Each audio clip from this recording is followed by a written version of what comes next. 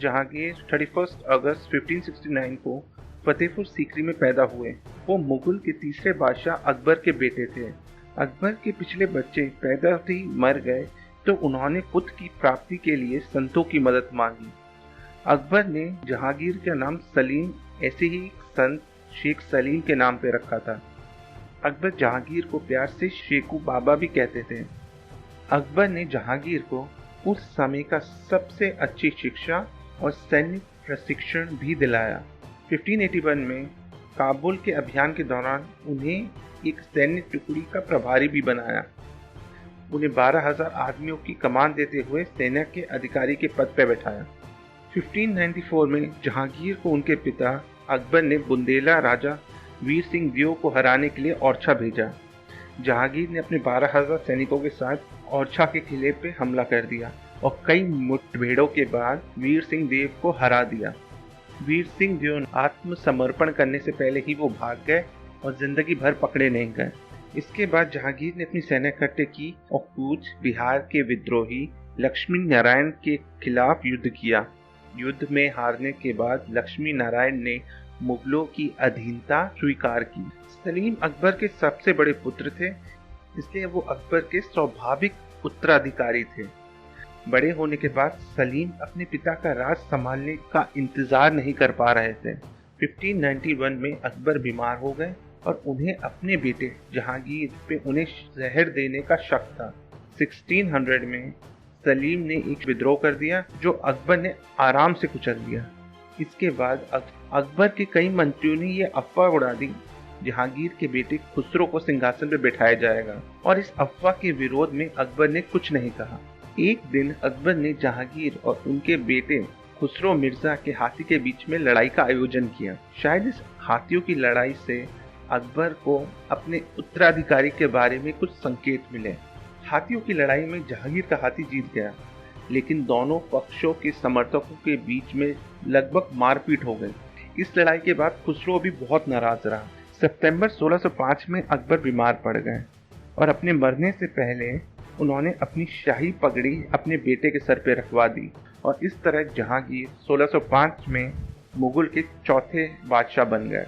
जहांगीर के बेटे खुसरो मिर्जा ने दावा किया कि वह अपने दादा अकबर की इच्छा के अनुसार मुगल सिंहासन के असली उत्तराधिकारी हैं। लेकिन जब उनके पिता ने खुद को सम्राट घोषित कर दिया तो खुसरो मिर्जा ने विद्रोह कर दिया।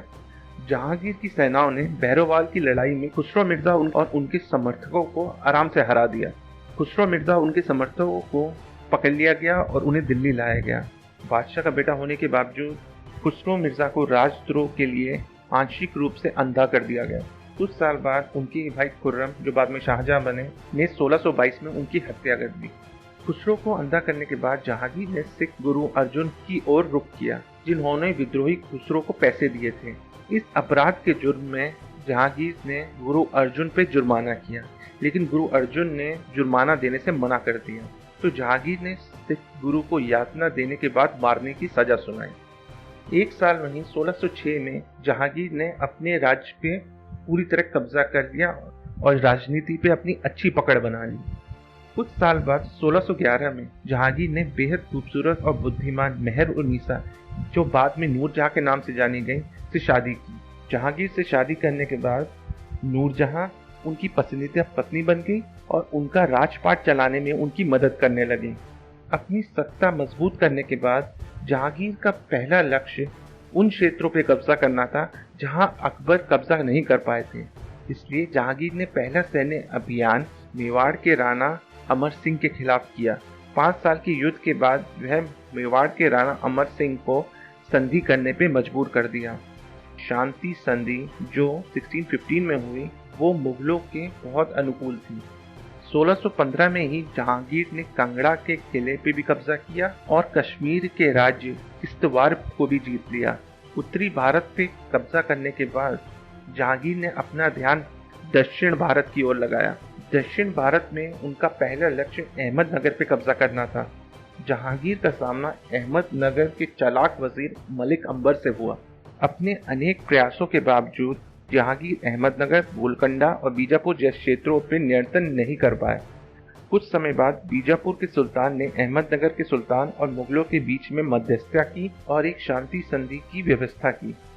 इस शांति संधि के अनुसार अहमदनगर ने अपने कुछ किले और बालाघाट का क्षेत्र मुगलों को दे दिया, लेकिन मलिक अंबर ने इस शांति संधि का पालन नहीं किया और 1620 में अपने हारे हुए किले फिर जीत लिए।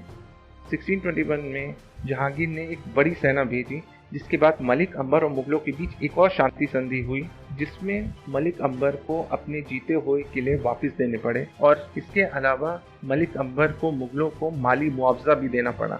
1622 में उन्होंने अपने बेटे शाहजहां को अहमदनगर, बीजापुर और गोलकुंडा की संयुक्त सेना के खिलाफ लड़ने भेजा। इस युद्ध में शाहजहां विजयी रहे और जल्द ही उन्होंने शांति संधि की।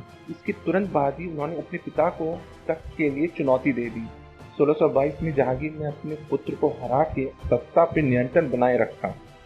1626 में जहांगीर बीमार रहने लगे तो वो कश्मीर और काबुल जाके अपने स्वास्थ्य को ठीक करने की कोशिश करते रहते थे। एक समय जब बादशाह जहांगीर कश्मीर जा रहे थे तो विद्रोहियों ने उन्हें पकड़ लिया।